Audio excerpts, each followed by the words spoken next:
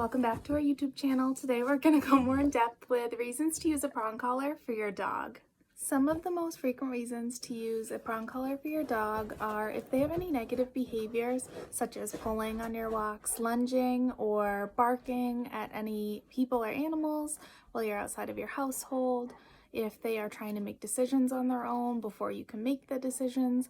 And a lot of people will also use the prong collar for dogs that get very overexcited in new and fun situations. Just in case you missed my last video, a little bit of background on the prong collar.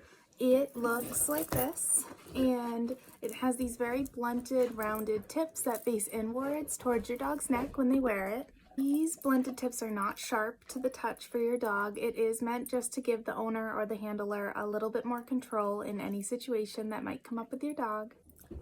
The design behind the prong collar is an imitation of the dog's mother's teeth.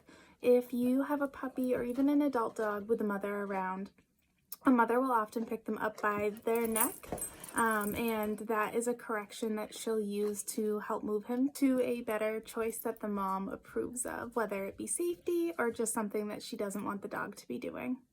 Really quick side note, so I know that not all trainers agree that prong collars are great tools to use for all dogs. It really does depend on your dog and their own personality.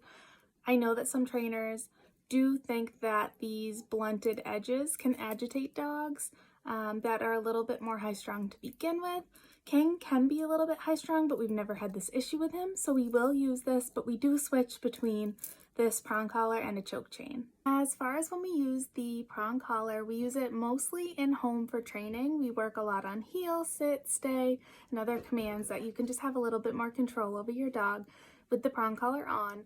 But we also do use it when we take King anywhere in public that we think he might be more easily distracted. Our main reason for using a prong collar on King is safety. Basically, we just want to make sure that we are always making all the decisions for every situation that occurs. We want to make sure that all of the things he's doing that we're in more control of. Then we also use it for the safety of the people and others in our community. We feel as if we take King for a walk that we should be absolutely sure that we have full control over him, whether we run into a dog that doesn't like him or just maybe there's a kid on a bike and he's a little bit nervous about the wheels. We just want to make sure that we're always in control of the situation. Just to show you guys a little bit more of the prong collar in action, I did record a video. It is of King and I outside. I basically spread all of his favorite toys in 2 lines and we tried to walk around in between them and see what happens. You'll see he does a lot of pulling, and I do a lot of pulling back to correct him with the prong collar on. Sometimes I'll lift up a little bit to make him sit down just to start over and give him a little bit of a refresh. And I hope that helps you guys get a little bit more of an idea of how the prong collar, still there is pulling, there is some negative behavior, but it is a lot less than any actions that he would be doing in a regular collar. Thank you guys so much for joining me for this video. I am going to post another video on e-collar training specifically next weekend. Please hit subscribe before you go. Heel.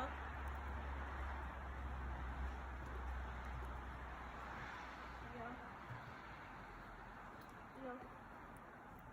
King, sit. Good, sit. Heel.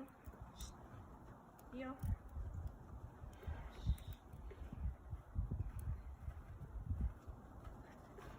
Sit. Good boy, good sit. Heel. No. Heel.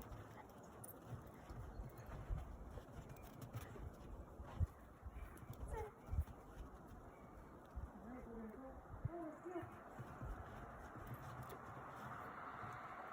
Heel. Heel.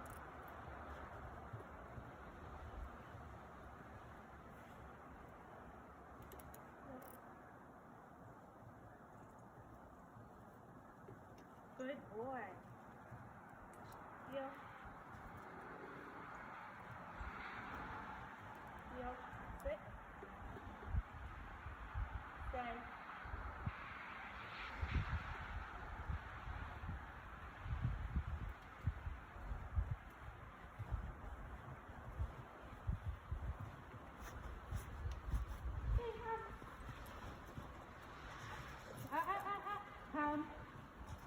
Sit.